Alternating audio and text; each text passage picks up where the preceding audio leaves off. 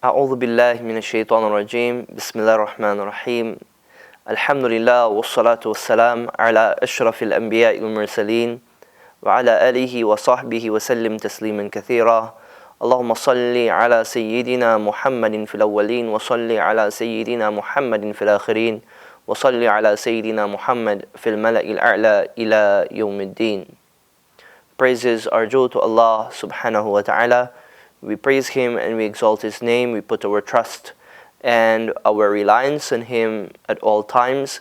And we testify that there is no deity deserved to be worshipped but Allah and Prophet Muhammad sallallahu alaihi wasallam. May the peace and blessings of God Almighty be with him, is the final messenger of Allah and His chosen servant. Beloved viewers, brothers and sisters in Islam, brothers and sisters in humanity, I greet you all with the greetings of peace and love. Assalamu alaikum wa rahmatullahi wa barakatuhu. May the peace and blessings of God Almighty be with each and every one of you. Allow me first of all, in behalf of myself and on behalf of my family, on behalf of Masjid al-Abidin, to extend to each and every one of you a happy Ramadan Mubarak or Ramadan Kareem. Kullu amin wa antum bi khair.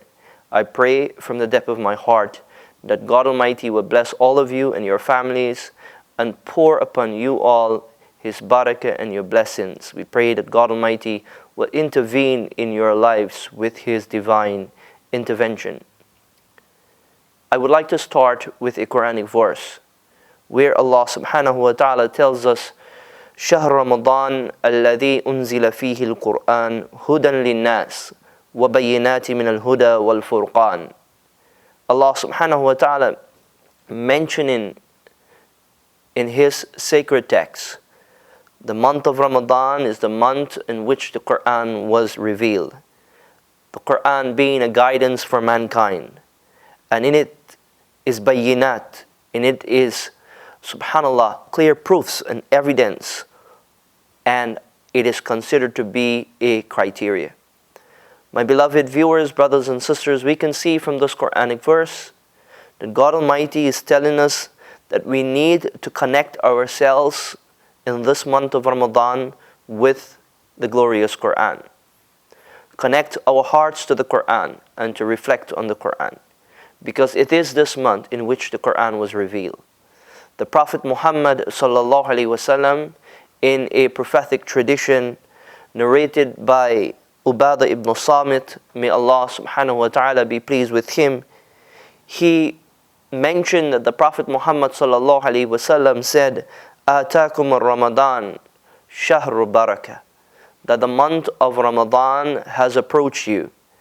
The month of Ramadan has come your way. And he described this month as the month of barakah, shahr barakah. And one of the reasons why the Prophet Muhammad sallallahu alaihi wasallam described the month of Ramadan as the month of barakah, because of the glorious Quran which encompasses barakah and blessing was revealed. The Prophet sallallahu alaihi wasallam says, "Shahr barakah yaghshakum Allahu fi," that Allah subhanahu wa ta'ala encompass you with that blessing. Allah subhanahu wa ta'ala encompass you with that barakah and that blessing, envelopes you with that blessing through the Quran that you recite and you reflect on, through the virtuous act that you engage in. فَيَنْزِلَ الرَّحْمَةِ. And we are told that Allah subhanahu wa ta'ala descends His rahmah and His mercy in this month. أَوَّلُهُ rahmah. The beginning of the month is rahmah. And in the glorious Quran, there is rahmah. The Quran is an embodiment of rahmah through His teachings.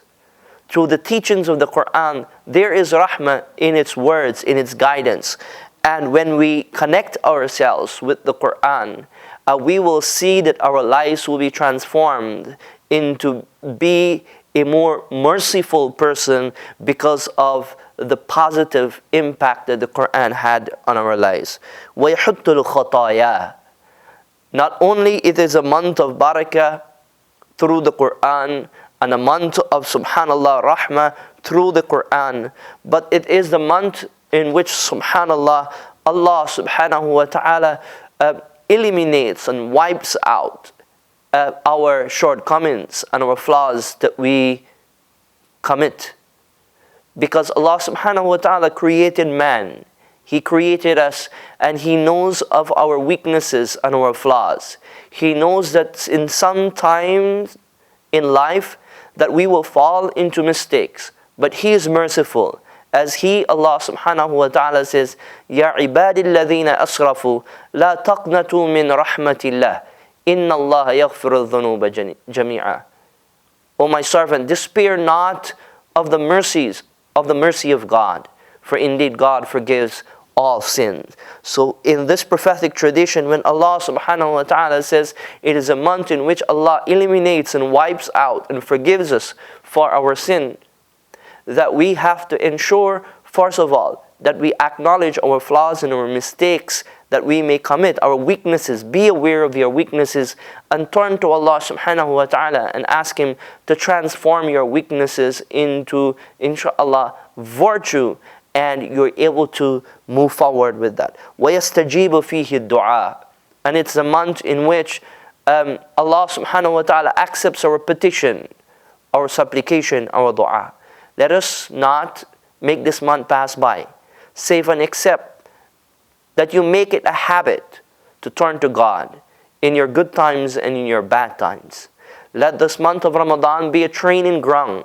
Train yourself to turn to the divine in times of hardship and in times of ease in your life. When a tribulation comes your way, when something is bothering you, let this month of Ramadan be a training ground for you to turn to Him, Allah, and lift your hands and say, Ya Rabb, Ya Rabb, O Lord, intervene in my life, intervene in the life of my child, intervene in the life of my brothers and my sisters that are suffering within my family members.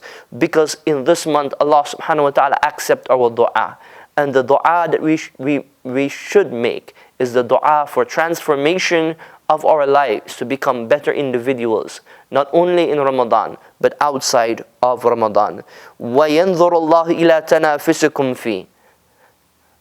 And that Allah subhanahu wa ta'ala looks among you, those who compete in embracing righteousness and engaging in righteousness. Allah subhanahu wa ta'ala, He looks at His servant with compassion, with love.